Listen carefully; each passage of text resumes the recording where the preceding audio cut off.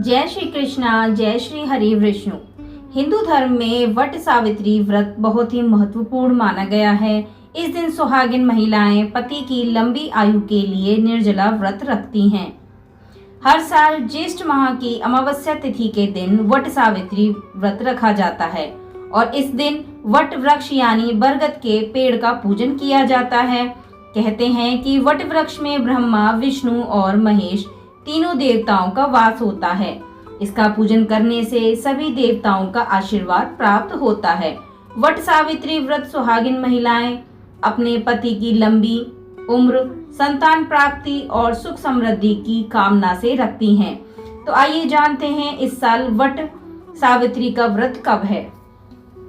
वैदिक पंचांग के अनुसार ज्येष्ठ माह की अमावस्या तिथि 26 मई को दोपहर 12:12 पर शुरू होगी और इसका समापन 27 मई को सुबह 8:31 पर किया जाएगा। उदय तिथि के अनुसार इस साल वट सावित्री व्रत 26 मई 2025 सोमवार के दिन रखा जाएगा। वट वृक्ष यदि आपके आसपास नहीं है तो कैसे पूजा कर सकते हैं, तो आइए जानते हैं। वट सावित्री के व्रत के दिन वट वृक्ष की पूजा का विशेष महत्व माना गया है।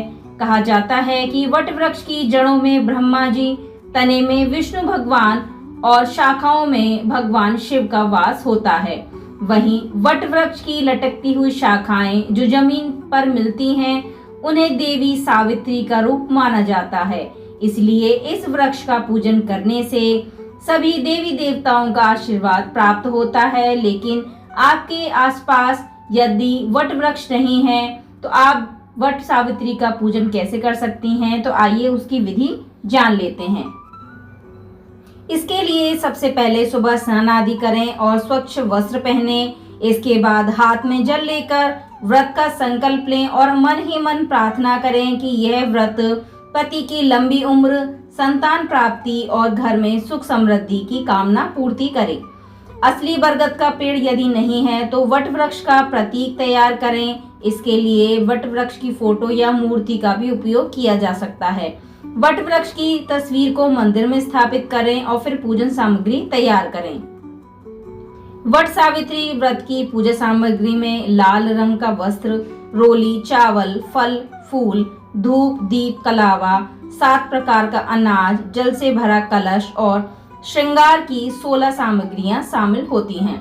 सामग्री तैयार करने के बाद वट वृक्ष की प्रतिमा के सामने आसन बिछाकर बैठें और विधि विधान से वट वृक्ष का पूजन करें। फिर वट सावित्री व्रत कथा जरूर सुने और कलावा यानी मौली से वट वृक्ष की प्रतिमा की 7 बार परिक्रमा लगाकर मौली बांधें। इसके बाद ब्राह्मण को दान दें। इस बार वट सावित्री व्रत के दिन सोमवती अमावस्या है, जिसमें स्नान और दान का बहुत फल मिलता है। यह अमावस्या स्नान, दान और श्राद्ध की अमावस्या कही जाती है। इसलिए यह तिथि न सिर्फ महिलाओं के लिए बल्कि पुरुषों के लिए भी खास है। इस व्रत में पूजा पाठ, स्नान व दान आदि का अक्षय फल मिलता है। इस दिन पवित्र नदियों में स्नान करके पितरों के नाम से तर्पण करना चाहिए। ऐसा कहा जाता है कि इससे पितरों का आशीर्वाद प्राप्त होता है। आगे जान लेते हैं इस व्रत में किन नियमों का पालन करना चाहिए। धार्मिक मान्यताओं के अनुसार इस दिन महिलाएं वट यानी बरगद के नीचे पूजा करती हैं।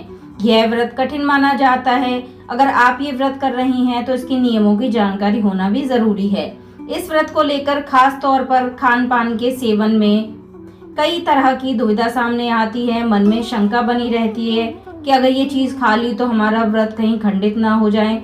आगे जानते हैं इसके बारे में। सबसे पहले जान लेते हैं व्रत के दौरान क्या खा सकते हैं।